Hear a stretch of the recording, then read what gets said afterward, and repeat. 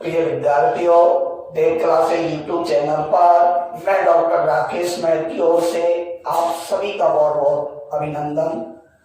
मैं भारतीय संविधान के संदर्भ में आपसे परिचर्चा कर रहा था, वार्ता कर रहा था और भारतीय संविधान के बारे में मैंने अब तक 2 वीडियो डाली थी और उन दोनों वीडियो में मैंने क्रम से भारतीय संविधान के संदर्भ में बात की थी। आज मैं भारतीय संविधान इससे पहले की जो वीडियो थी उसमें भारतीय संविधान सभा की बात की थी। आज मैं संविधान सभा की समितियों की बात करूंगा आपसे कि भारतीय संविधान सभा की समितियां भारतीय संविधान निर्माण के लिए कुल 22 समितियों का गठन किया गया। 22 समितियों ने मिलकर के और एक सफल भारतीय संविधान का निर्माण किया। इन 22 समितियों में से 5 अस्थायी और 17 स्थायी समिति थी। प्रश्न इस तरह के आते हैं कि भारतीय संविधान निर्माण के लिए कुल कितनी समितियों का गठन किया गया? भारतीय संविधान निर्माण के लिए कुल 22 समितियों का गठन किया गया। इन 22 समितियों में स्थायी समितियों की संख्या कितनी थी? 17 स्थायी समिति थी और अस्थायी समितियों की संख्या थी 5। प्रश्न आएगा इन समितियों में से सदस्यों की संख्या की दृष्टि से सबसे बड़ी समिति, इन 22 समितियों में सदस्यों की संख्या की दृष्टि से सबसे बड़ी समिति कौन सी थी? इन 22 समितियों में सदस्यों की संख्या की दृष्टि से सबसे बड़ी समिति थी मूल अधिकार निर्माण समिति सदस्यों की संख्या की दृष्टि से सबसे बड़ी समिति थी। इस समिति के अध्यक्ष सरदार वल्लभ भाई पटेल थे। सरदार पटेल इस समिति के अध्यक्ष थे। इसमें सदस्यों की संख्या 55 थी। प्रश्न आएगा भारतीय संविधान निर्माण हेतु बनाई गई समितियों में सदस्यों की संख्या की दृष्टि से सबसे बड़ी समिति कौन सी थी? तो आप करके आएंगे मूल अधिकार निर्माण समिति। इस मूल अधिकार निर्माण समिति में सदस्यों की संख्या 55 थी। सरदार वल्लभ भाई पटेल इसके अध्यक्ष बनाए गए। प्रश्न आएगा दूसरा, कार्य की दृष्टि से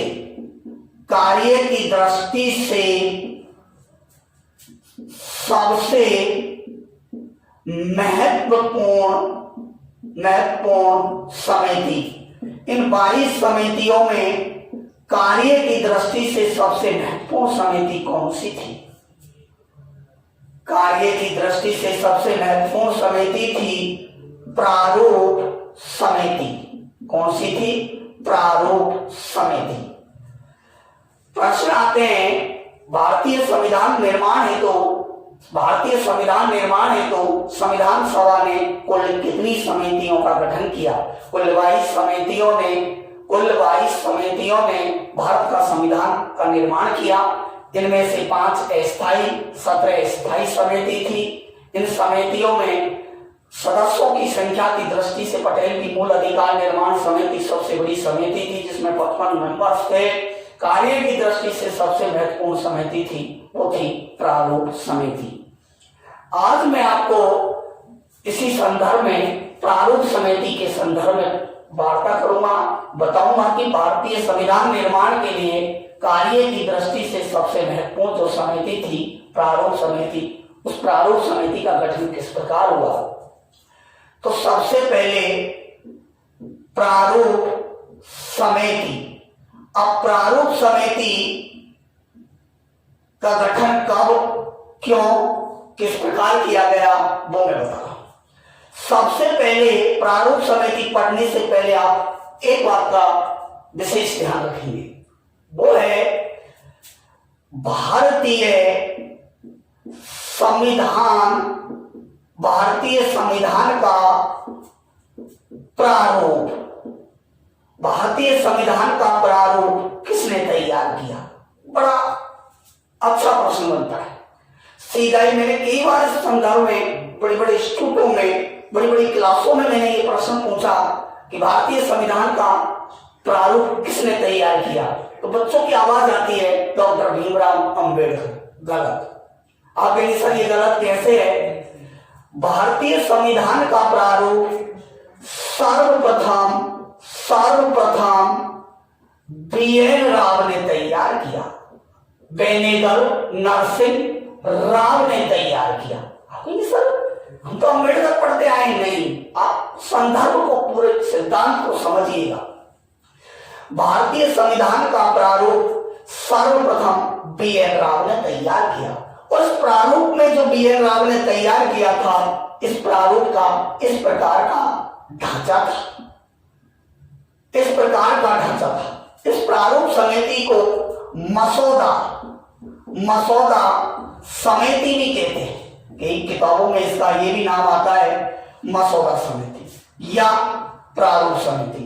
सर्वप्रथम भारतीय संविधान का प्रारूप बी.एन. राव ने तैयार किया, और बी.एन. राव ने जो प्रारूप तैयार किया उसमें अनुच्छेदों की संख्या निर्धारित की थी 443, अनुसूचियों की संख्या निर्धारित की गई थी 13, और भाग निर्धारित किए थे 19।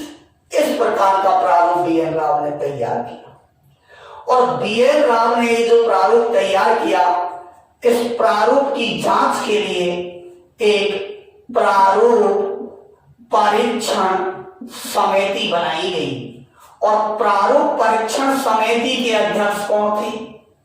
अब अम्बेडकर बात कर देना, ये प्रारूप परीक्षण समिति है सर। प्रारूप परीक्षण समिति के अध्यक्ष कृष्ण अल्लादी अय्यर को बनाया गया। कृष्ण अल्लादी अय्यर को इसका अध्यक्ष बनाया गया। ये अध्यक्ष थे इस प्रारूप परीक्षण समिति की। प्रारूप परीक्षण समिति ने बी.एन. राव के प्रारूप का, बी.एन. राव ने जो ये प्रारूप तैयार किया था, जिसमें 443 अनुच्छेद, 13 अनुसूचियां और 19 भाग थे, इसका परीक्षण किया, और परीक्षण करने के बाद इस बी.एन. राव द्वारा तैयार प्रारूप में संशोधन की सिफारिश की थी। प्रश्न आएगा सिफारिश की थी। प्रश्न आएगा भारतीय संविधान का सर्वप्रथम प्रारूप किसने तैयार किया। सीधा ही बोलिए बी.एन. राव। बी.एन. राव द्वारा तैयार प्रारूप में अनुच्छेदों की संख्या 443, अनुसूचियों की संख्या 13, भागों की संख्या 19। बी.एन. राव द्वारा तैयार प्रारूप की जांच के लिए बनाई गई समिति प्रारूप परीक्षण समिति। बी.एन. राव द्वारा बनाए गए, बी.एन. राव द्वारा बनाए गए भारतीय संविधान के प्रारूप की जांच के लिए बनाई गई प्रारूप परीक्षण समिति के अध्यक्ष कौन थे, तो आप करेंगे कृष्ण अल्लादी अय्यर। कृष्ण अल्लादी अय्यर ने इसमें संशोधन की सिफारिश की, और इसी सिफारिश के आधार पर, इसी प्रारूप परीक्षण समिति की सिफारिश पर ही 29 अगस्त 1947 में प्रारूप समिति का गठन किया गया। प्रारूप समिति का गठन किया और ये गठन 5वें अधिवेशन में किया गया। 5वें अधिवेशन में 29 अगस्त 5वें अधिवेशन में 29 अगस्त 1947 को प्रारूप समिति का गठन किया गया। प्रारूप समिति में कुल 7 लोग थे। कितने लोग थे? 7। प्रारूप समिति के अध्यक्ष डॉक्टर भीमराव अंबेडकर को बनाया गया। डॉक्टर भीमराव अंबेडकर को इसका अध्यक्ष बनाया गया। उपाध्यक्ष के एम मुंशी, कन्हैया माणिकलाल मुंशी को इसका उपाध्यक्ष बनाया गया। इसी प्रकार एक सदस्य इसमें गोपाल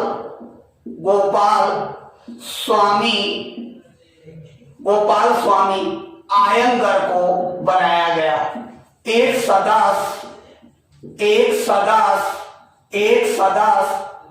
एस सादुल्ला खां को बनाया गया। एक सदस्य कृष्ण अल्लादी अय्यर को बनाया गया। कृष्ण अल्लादी अय्यर को बनाया गया। एक सदस्य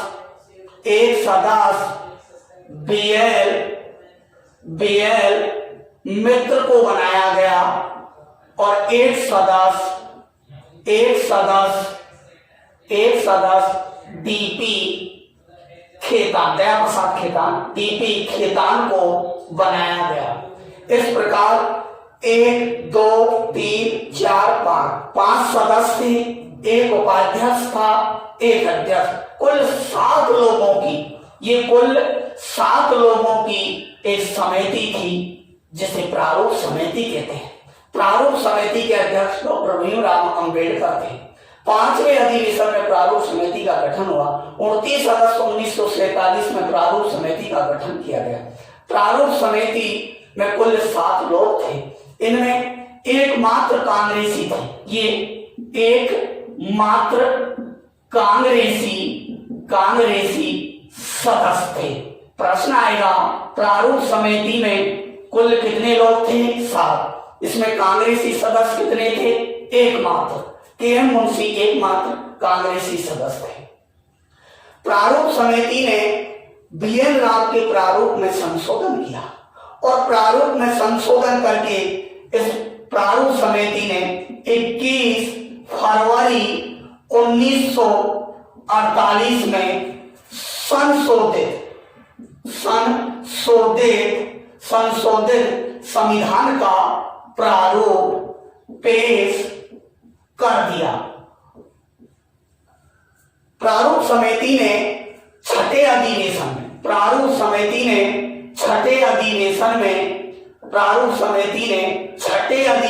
में 21 फरवरी 1948 को भारतीय संविधान का संशोधित प्रारूप पेश कर दिया। इस संशोधित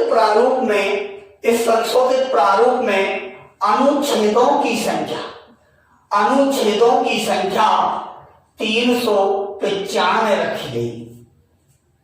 डॉक्टर भीमराव अंबेडकर की अध्यक्षता में बनाई गई प्रारूप समिति द्वारा संशोधित प्रारूप में अनुच्छेदों की संख्या 395। इनमें अनुसूचियों की संख्या 8 और भागों की संख्या। अब यहाँ थोड़ा सा देखते चले। यहाँ भागों की संख्या 22 निर्धारित की गई। ये बी.एन. राव द्वारा तैयार प्रथम प्रारूप का ढांचा था, मसौदा था और डॉक्टर भीमराव अंबेडकर की अध्यक्षता में बनाई गई प्रारूप समिति द्वारा निर्धारित मसौदा या ढांचा या प्रारूप ऐसा था। डॉक्टर भीमराव अंबेडकर की अध्यक्षता में बनाई गई इस प्रारूप समिति के संदर्भ में दो बड़े प्रश्न होते हैं। एक सदस्य बीएल मित्र का प्रश्न होता है। बीएल मित्र ने चलते कार्यकाल में स्वास्थ्य के कारण त्याग पत्र दे दिया। बीएल मित्र के स्थान पर नारायण माधवन राव को सदस्य चुना गया संविधान सभा की प्रारूप समिति में। दूसरे हैं डीपी खेता, इन्होंने स्वेच्छा से त्याग पत्र दे दिया और इनके स्थान पर टीटी कृष्णाचारी को संविधान सभा में सदस्य चुना गया। तो ये थोड़ा सा परिवर्तन है। एक बहुत बड़ा प्रश्न मैं आपके सामने आप बताना चाह रहा हूं, वो ध्यान से सुने। एक बार फिर देखें, प्रारूप समिति भारतीय संविधान निर्माण हेतु बनाई गई सभी 22 समितियों में कार्य की दृष्टि से सबसे महत्वपूर्ण समिति थी। सर्वप्रथम भारतीय संविधान का प्रारूप बीएन राव ने तैयार किया था। बीएन राव ने जो प्रारूप तैयार किया था उसकी स्थिति ये थी, याद रहे, बीएन राव द्वारा तैयार प्रारूप में अनुच्छेद 443 अनुसूची 13 और भाग 19 थे। फिर इस बीएन राव के प्रारूप के परीक्षण के लिए एक प्रारूप परीक्षण समिति बनाई गई। उसके अध्यक्ष कृष्ण अल्लादी अय्यर थे। ऐसा मत कर देना कि प्रारूप परीक्षण समिति जीतते ही आप अम्बेडकर कर दो, नहीं। प्रारूप परीक्षण समिति के अध्यक्ष कृष्ण अल्लादी अय्यर थे, जिन्होंने संशोधित बीएन राव का जो प्रारूप तैयार किया, बीएन राव ने भारतीय संविधान का, उसका परीक्षण किया। परीक्षण शब्द यूज है, अर्थात उसकी जांच की, समीक्षा की और उसमें संशोधन की सिफारिश की। इसमें संशोधन किया जाए। इसी बीएन राव के प्रारूप में संशोधन के लिए 29 अगस्त 1947 को एक प्रारूप समिति का गठन किया गया, जो 5वें अधिवेशन में गठन किया गया। इसमें कुल 7 लोग थे। इनमें अध्यक्ष अम्बेडकर थे, के.एम. मुंशी, कन्हैया माणिकलाल मुंशी उपाध्यक्ष थे। एकमात्र कांग्रेसी मेंबर्स थे प्रारूप समिति में। इस प्रकार एक मुस्लिम लीग के भी थे, सादुल्ला खां। प्रारूप समिति आपके साथ आपने प्रश्न मेरे से यहाँ संदर्भ बात कर सकते हैं, वो ऐसे आप तो साथ मुस्लिम लीग ने तो संविधान सभा का बहिष्कार किया, हाँ किया, लेकिन मुस्लिम लीग के जो 73 सदस्य थे सभी ने विरोध नहीं किया। उनमें से कुछ ऐसे सदस्य थे जिन्होंने संविधान, जब तो संविधान सभा में सदस्यों की संख्या इतनी रहनी चाहिए मुस्लिम लीग के विरोध के बाद, लेकिन मुस्लिम लीग के विरोध के बाद भी सदस्यों की संख्या इतनी रह गई, क्योंकि इससे स्पष्ट होता है कि मुस्लिम लीग के सभी सदस्यों ने विरोध नहीं किया। आगे चलेंगे। प्रारूप समिति ने 21 फरवरी 1948 को 6ठे अधिवेशन में संशोधित प्रारूप पेश किया, जिसका ढांचा इस प्रकार था। अनुच्छेद 395 अनुसूची 8 और भाग 2। एक प्रारूप समिति का एक महत्वपूर्ण कार्य और था। वो कार्य ये था कि प्रारूप समिति ने ही ये निर्धारण किया था, प्रारूप समिति ने ही ये निर्धारण किया कि अनुच्छेद 395 उस समय 395 निर्धारित किए, मूल अनुच्छेद आज भी 395 मूल अनुच्छेद कल भी 395 रहेंगे, अर्थात इनकी बाह्य रूप में इनमें संख्यात्मक परिवर्तन नहीं किया जाएगा, इनमें केवल आंतरिक परिवर्तन किया जाएगा। आंतरिक परिवर्तन का मतलब है अनुच्छेद बढ़ाने हैं तो इनमें ही के लगाकर या फर्स्ट लगा करके इनमें ही अनुच्छेदों की आंतरिक संख्यात्मक, जैसे 21 फर्स्ट या 21 के, इस प्रकार से 21 खे, इस प्रकार से अनुच्छेद बढ़ा सकते हो। ऐसे 396 अनुच्छेद नहीं बनाया जाएगा, अर्थात इनकी संख्यात्मक वृद्धि इनमें नहीं होगी। मूल अनुच्छेद प्रश्न आ जाए कि वर्तमान भारतीय संविधान में मूल अनुच्छेदों की संख्या कितनी है? 300। कल भी कितनी रहेगी? 300। इसी प्रकार अनुसूची भाग ले लेते हैं पहले। भाग उस समय 22 थे मूल भाग, आज भी मूल भाग 22 है। अगर हमें वृद्धि करनी है तो वही के या फर्स्ट लगा करके वृद्धि करो, ABCD लगा। मूल इनकी भी संख्या में 23 भाग नहीं बनाया। हाँ, अनुसूचियां इनकी मूल संख्या में वृद्धि हो सकती है। जैसे जब संविधान का निर्माण किया गया था उस समय 8 अनुसूची थी और आज अनुसूचियों की संख्या वर्तमान में कितनी है? 12। तो इनकी मूल संख्या में वृद्धि हो सकती है, इनकी मूल संख्या में वृद्धि नहीं हो सकती है। यह है आपके सामने प्रारूप समिति। मैं आपसे कुछ प्रश्नों के संदर्भ में और बताना चाह रहा हूं, वो देखिए। एक प्रश्न इस प्रकार से भी आता है कंपटीशन में, थोड़ा ध्यान से देखें।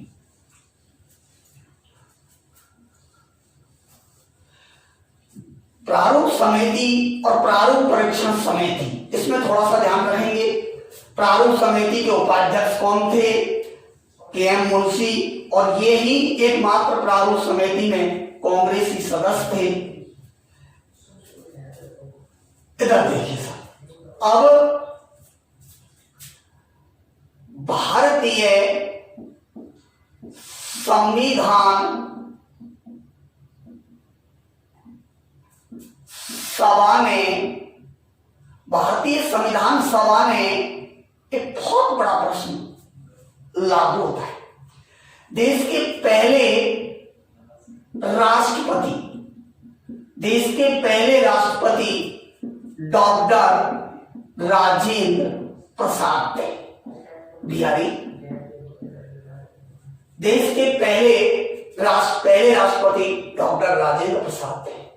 क्या डॉक्टर राजेंद्र प्रसाद पहले राष्ट्रपति मनोनीत थे या निर्वाचित थे? अब इस प्रकार के प्रश्न आने लगे।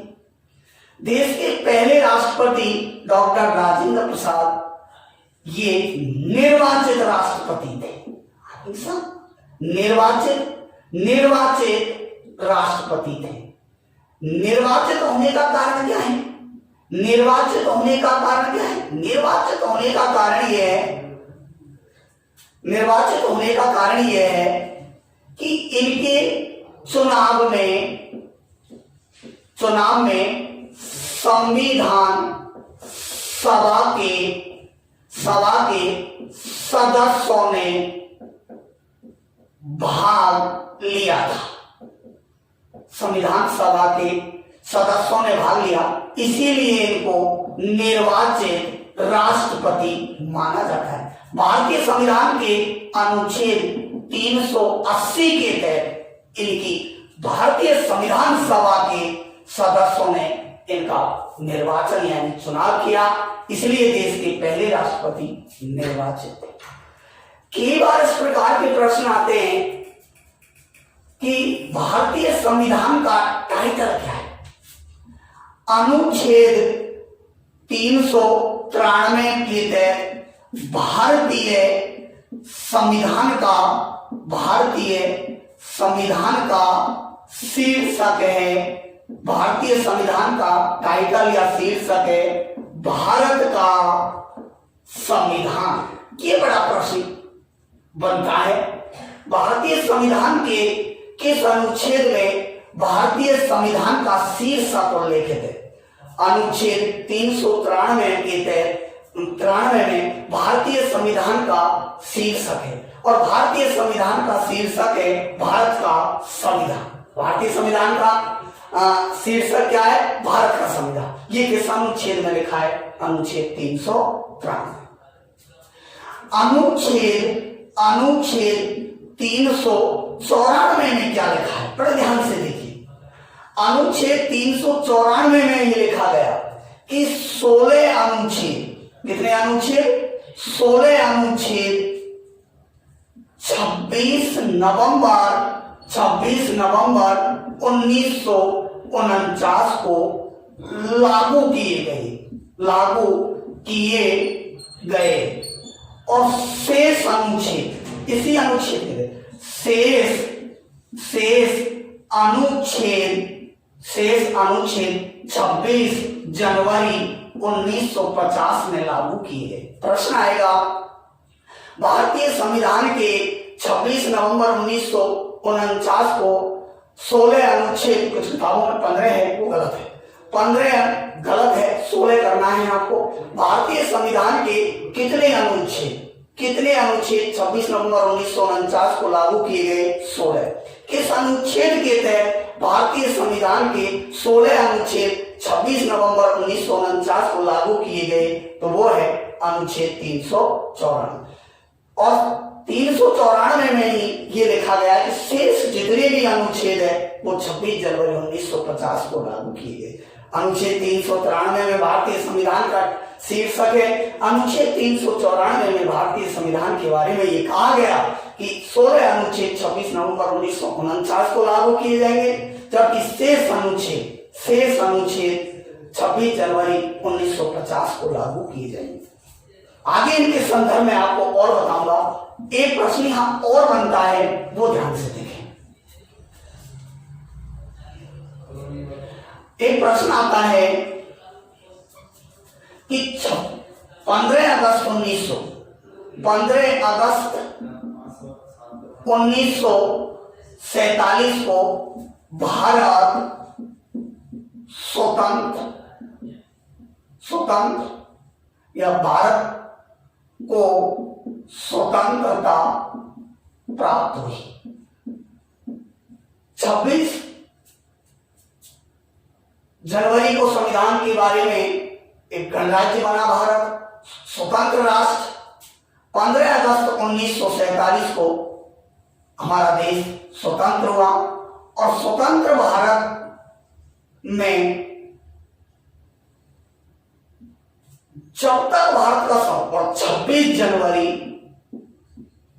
1950 में संविधान पूर्णतः लागू हुआ। संविधान लागू हुआ। प्रश्न को ध्यान से देखिए, संविधान लागू हुआ। अब यहां प्रश्न बनता है, 15 अगस्त 1947 को हमारा देश स्वतंत्र हो गया और संविधान बना है 26 जनवरी 1950 को संविधान लागू हुआ पूर्णतः। इसके बीच हमारे देश में शासन व्यवस्था, हमारे देश की शासन व्यवस्था किस प्रकार से संचालित की गई, भारत में शासन पद्धति किस प्रकार चलाई गई, सत्ता किस प्रकार चलाई गई, प्रशासनिक कार्य किसने किए गए, वो किए गए 1935 के अंग्रेजी अधिनियम के द्वारा। 1935 के अंग्रेजी अधिनियम के तहत ही कार्य हुए, अर्थात इस स्थिति से लेकर के और इस स्थिति तक हमारे देश की शासन व्यवस्था इस अधिनियम के तहत चलाई गई। और ये लिखा गया है भारतीय संविधान के अनुच्छेद 395 के तहत। भारतीय संविधान के अनुच्छेद 395 के तहत 15 अगस्त 1947 से लेकर के और 26 जनवरी 1947 को तो भारतीय संविधान आ ही गया और भारतीय संविधान के अनुसार विधि और शासन व्यवस्था लागू की गई। लेकिन 15 अगस्त 1947 से इसके बीच में भारत की सत्ता और शासन 1935 के अंग्रेजी अधिनियम के तहत चलाई गई और भारतीय संविधान के अनुच्छेद 395 में यह लिखा गया है। एक प्रश्न इसी प्रकार का और बनता है, वो भी आप इसमें संदर्भ में देख सकते हैं। वो ये है संविधान सभा। संविधान सभा में आप 3 प्रश्नों को ध्यान से देखें और वो तीनों प्रश्न इस प्रकार है। संविधान सभा के प्रथम और अस्थायी सदस्य व अस्थायी अध्यक्ष या सभापति, तो इसमें तो कोई दिक्कत ही नहीं है। सर्वाधिक आयु के थे, वो थे सच्चिदानंद सिन्हा। ये सर्वाधिक आयु के होने के कारण ये फ्रांस के वरीयता सिद्धांत के अनुसार ये प्रथम एक बैठक के लिए अस्थायी अध्यक्ष या सभापति बनाए गए। इनके नाम का प्रस्ताव सर्वपल्ली राधाकृष्णन ने लिया था और पटेल की परामर्श समिति ने इसे पारित किया था। और ये एक बैठक के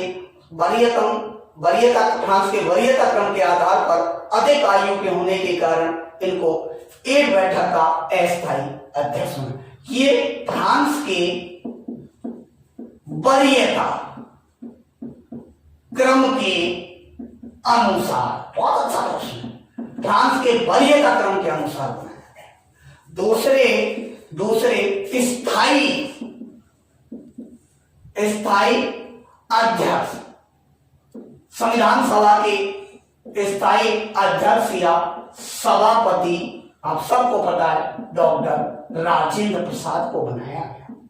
जब संविधान सभा संविधान निर्मात्री के रूप में कार्य करती, जब संविधान बनाने वाली संविधान सभा जब संविधान निर्माण के संदर्भ में इसकी बैठक होती तो अध्यक्षता राजेंद्र प्रसाद करते थे।